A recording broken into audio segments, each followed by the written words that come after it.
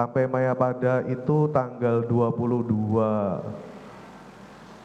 Februari sekitar jam 11 malam ke IGD, kemudian ditindak itu jam 2 dini hari tanggal 23. Di situ mulai ketahuan sebenarnya apa yang terjadi. Baik. Apa yang kan saudara pasti tanya sama Iya, tim dijelaskan oleh dokter. Ya. Hasil CT scan memang tidak memperlihatkan ada pendarahan, tetapi justru ini yang berbahaya. Waktu itu dokter Yeremia Tatang yang memberitahu hal itu. Kemudian saya bertanya, kenapa kok berbahaya? Bukannya yang berbahaya itu kalau ada pendarahan. Kemudian dokter Tatang menjelaskan, ini berbahaya karena dia tidak ada pendarahan, tetapi dia koma. Si David koma ya? Koma. Di situ juga saya baru paham skala komanya. Apa disampaikan kepada saudara skala komanya? Disampaikan. Berapa skalanya? Jadi waktu itu saya diberitahu dokter Tatang, Bapak harus kuat. Karena ini cederanya cukup berat. Tingkat kesadarannya paling rendah.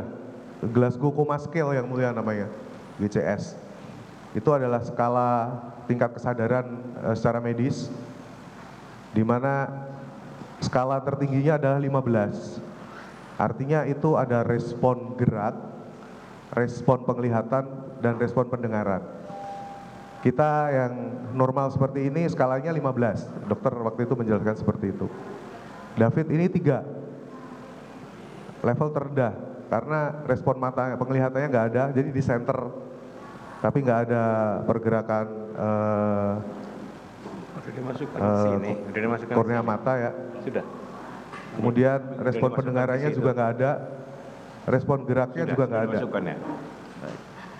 Itu dokter itu dokter Tatang tadi ya? Dokter Tatang. Sampaikan itu pada hari keberapa? Pada saat itu. Pada saat itu? Iya. Baik, akhirnya dilakukan tindakan medis? Akhirnya diobservasi. Diobservasi. Karena paru-parunya sudah banyak lendir akibat infeksi. Dan langsung diberikan ventilator yang mulia. Dipasang ventilator, kemudian dokter bilang, Bapak pulang, kita akan observasi, nanti kita kabarin. Ya.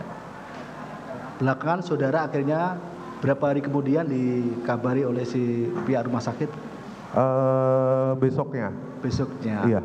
Apa informasi yang diberikan kepada saudara? Jadi kemudian dokter Tatang menjelaskan, ini harus di MRI supaya ketahuan apa sakitnya ini. Kemudian MRI, hasil MRI keluar, kemudian saya diinfo, Pak, David ini mengalami yang namanya diffuse axonal injury. Dokter menjelaskan diffuse axonal injury adalah trauma berat pada otak yang disebabkan otak berputar sehingga syaraf-syarafnya putus semua. Itu yang membuat David koma sehingga dia tidak bisa merespon apapun. Jadi syaraf atau akson ini kan yang nempel di otak nih. Ketika dia diffuse berputar, maka akan putus semua dan nggak akan bisa merespon apapun. Nah, kemudian saya tanya, penyebabnya apa dok? Kok otak bisa sampai berputar? Karena ada trauma yang sangat berat di leher bagian belakang. Penjelasan dokter saat itu seperti itu. Baik.